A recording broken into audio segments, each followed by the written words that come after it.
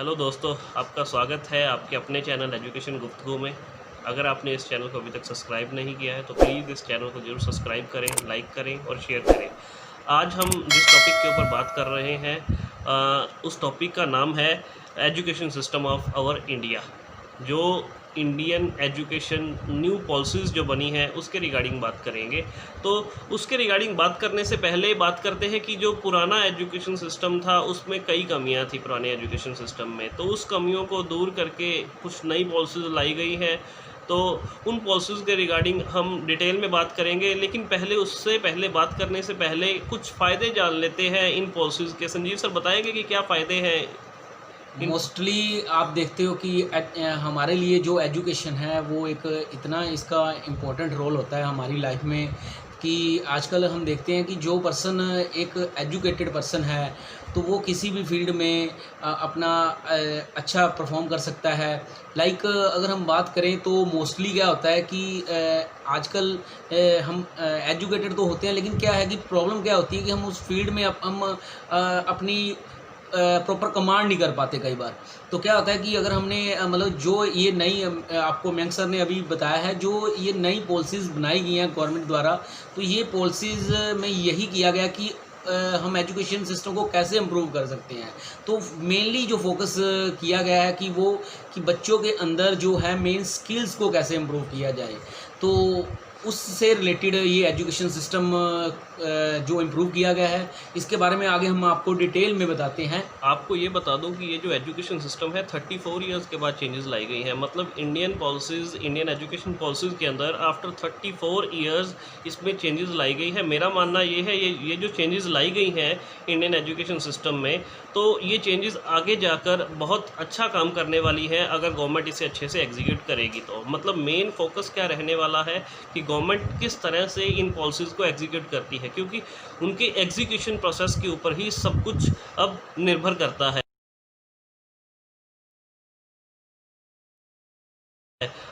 मैं सबसे पहली पॉलिसी की बात करता हूं। जो सबसे पहली पॉलिसी है, नो लैंग्वेज बैरियर। कोई लैंग्वेज बैरियर नहीं है आज के टाइम में।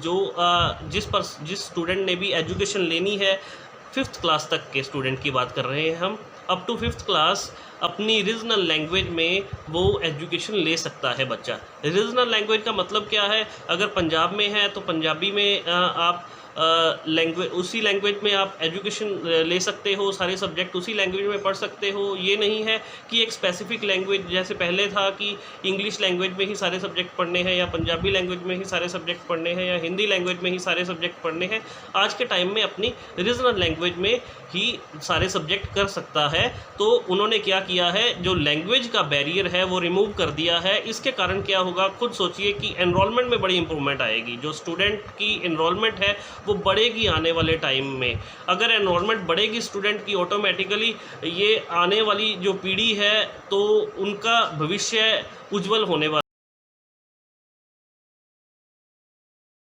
से मयंक सर ने आपको बताया कि एक तो लैंग्वेज की इतनी ज़्यादा रिलैक्सेशन होगी कि हर एक कोई भी स्टूडेंट है वो कोई भी लैंग्वेज, जिस लैंग्वेज में उसकी प्रोफिशिएंसी है या उस रीजन में जो लैंग्वेज बोली जाती है या उनकी जो मेन लैंग्वेज है उसमें वो सब्जेक्ट कर सकता है। कोई लैंग्वेज की बाउंडेशन नहीं है। तो जो नेक्स्ट है वो है multi disciplinary education. Multi disciplinary education में क्या है कि बच्चों को इतनी ज़्यादा रिलैक्सेशन मिल जाएगी कि जैसे कि क्या है कि फ्लेक्सिबिलिटी ऑफ सब्जेक्ट, तो सब्जेक्ट की फुली फ्लेक्सिबिलिटी होगी। बच्चे का अगर इंटरेस्ट है किसी एक सब्जेक्ट में पर्टिकुलर, चाहे वो कंप्यूटर है चाहे वो फिजिक्स है, अगर वो सिलेक्ट कर सकता है। और साथ में उसके अगर उसका वो आर्ट्स वाले जो सब्जेक्ट है उनमें भी कोई वो साथ वो करना चाहता है वो भी वो कर सकता है। और क्या है, इससे क्या है, बच्चे की जो थिंकिंग है वो क्या होगी, क्रिएटिव थिंकिंग होगी। तो क्या है, उसका माइंड होगा कि मैं बेटर से बेटर करूं। तो क्या है कि अगर क्योंकि उसने एक पर्टिकुलर फील्ड चूज़ कर लिया तो क्या उसमें वो अपना अच्छा कर दिखाएगा और जिसमें उसका इंटरेस्ट होगा।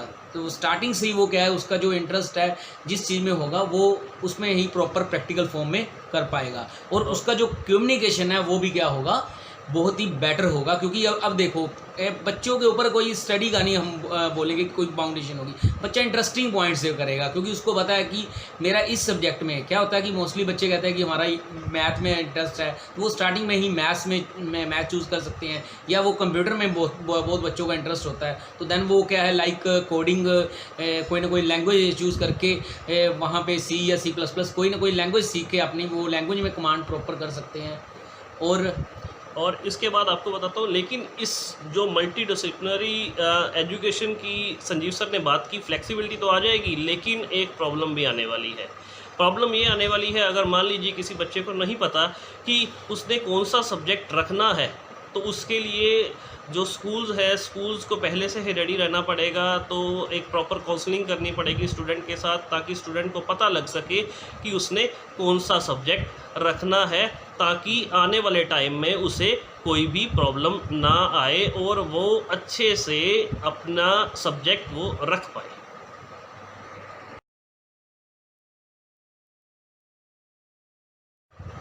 अब जो हम थर्ड पॉइंट की बात करने वाले हैं वो पॉइंट है multi entry and exit point. ये पॉइंट आपको बता दूं कि कई बच्चों के लिए बड़ा बेनिफिशियल रहने वाला है। तो इस पॉइंट के अंदर एक पॉलिसी जो लाई गई है वो बड़ी एक मुझे अच्छी पॉलिसी लगी है। मान लीजिए किसी बच्चे ने 1 साल के बाद या 2 साल के बाद अपनी स्टडी छोड़ दी और उसके बाद उसी स्टडी को दोबारा वो कंटिन्यू करना चाहता है। आज की पॉलिसी के अंदर क्या है कि वो दोबारा मान लीजिए उसने फर्स्ट और सेकंड ईयर उसने कंप्लीट किया और थर्ड ईयर में उसके बाद वो 4 या 5 साल के बाद दोबारा कंटिन्यू करना चाहता है, वो नहीं कर सकता क्योंकि उसके मार्क्स रिकॉर्ड नहीं किए जाएंगे। लेकिन आज की पॉलिसी के अंदर क्या है कि अगर मान लीजिए एक बच्चे ने 1 साल के बाद छोड़ा, मान लीजिए एक बच्चे ने 1 साल के बाद 1 साल की अपनी एजुकेशन कंप्लीट की और उसके बाद उसे छोड़ दिया, देन उसे एक सर्टिफिकेट मिलेगा। अगर 2 इयर्स के बाद छोड़ा देन उसे डिप्लोमा मिलेगा। अगर 4 इयर्स के बाद उसने अपनी एजुकेशन 4 इयर्स की कंप्लीट की देन उसे प्रॉपर डिग्री मिलेगी। मतलब इससे क्या है, बच्चे को प्रॉपर रिलैक्सेशन मिल जाएगी और एनरोलमेंट भी बढ़ने वाली है। क्योंकि खुद देखिए कि कई जो स्टूडेंट्स थे किसी ना किसी प्रॉब्लम के कारण, हो सकता है फाइनेंशियल प्रॉब्लम के कारण, हो सकता है अपनी कोई घर की प्रॉब्लम के कारण अपनी एजुकेशन बीच में छोड़ जाते थे और आगे दोबारा कंटिन्यू करना चाहते थे, तो प्रोसेस नहीं था उसको कंटिन्यू करने का। लेकिन multi entry and exit point के ये वाली पॉलिसी के थ्रू वो अपने ये जो अपनी जो एजुकेशन है वो कंटिन्यू कर सकते हैं। इस प्रोसेस के अंदर लाया क्या जाएगा कि जो उनके स्कोर्स हैं उनको डिजिटली स्टोर करके रखा जाएगा। डिजिटली स्टोर करके रखने का बेनिफिट ये होगा कि आने वाले टाइम में अगर बच्चा कंटिन्यू भी करता है अपनी स्टडी को, आफ्टर 2 इयर्स मान लीजिए कंटिन्यू करता है और 2 इयर्स उसके बाद दोबारा से लगा लेता है वो, देन उसे डिग्री दे दी जाएगी। मतलब उसी कोर्स की उसे डिग्री दे दी जाएगी। ओके, तो नेक्स्ट जो पॉइंट संजीव सर आपको बताएंगे। तो जो नेक्स्ट पॉइंट है वो है कि all colleges under one body. तो जो जितने भी कॉलेजेस हैं वो क्या है, एक बॉडी के अंडर ही काम करेंगे। Like HECI stands for higher education commission of India. तो जितने भी जो कॉलेजेस हैं उनको ये हैंडल करेगी, एक बॉडी के अंडर ये क्या होगा, काम होगा जो भी है।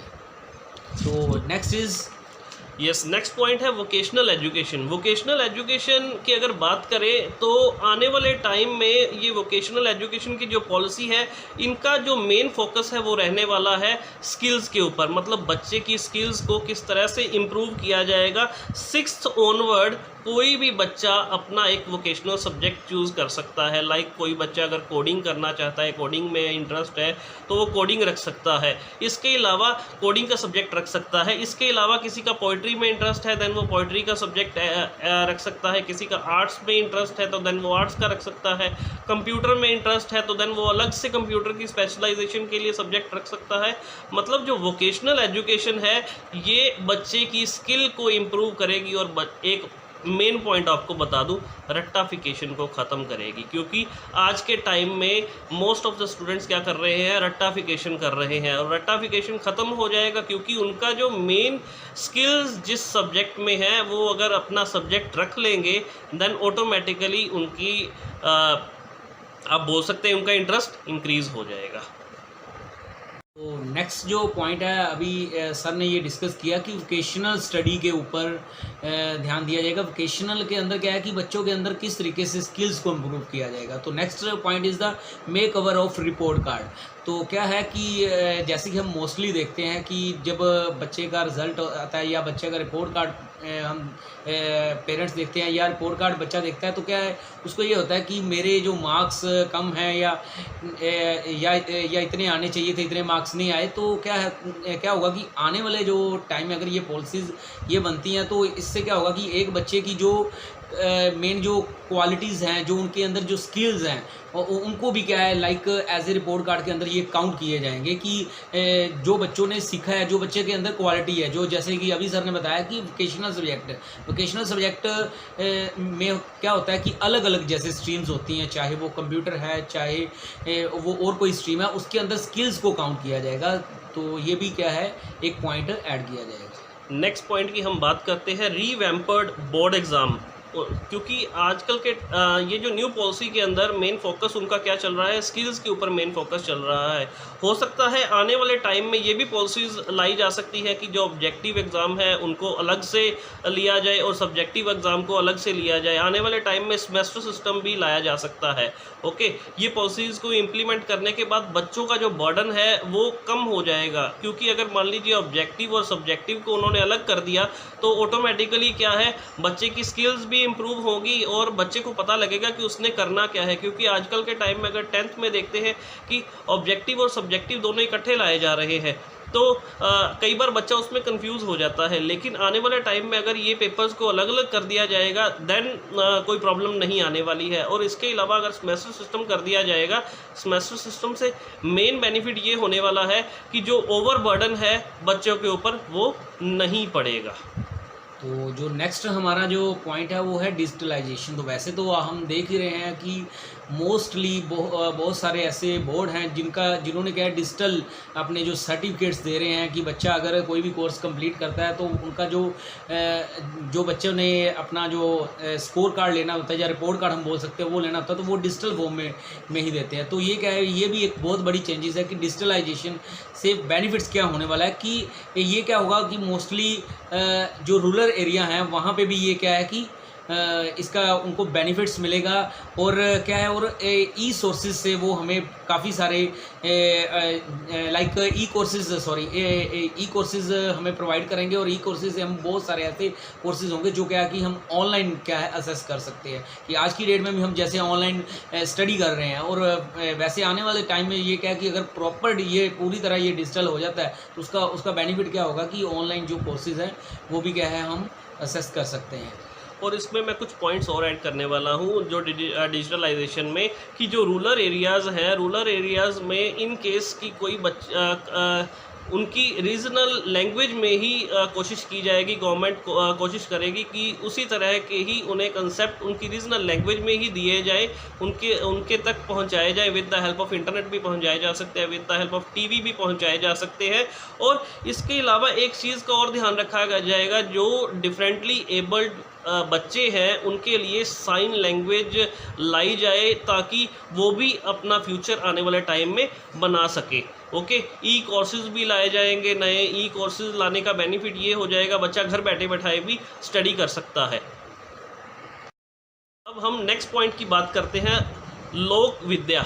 लोक विद्या के अंदर क्या है कि अगर हम अपने कंट्री के बाहर ऑस्ट्रेलिया या इसके अलावा और कंट्रीज़ की बात करें तो वो क्या है अपने हेरिटेज को या अपने कल्चर को बचाने के लिए क्या करती हैं, एजुकेशन का सहारा लेती हैं।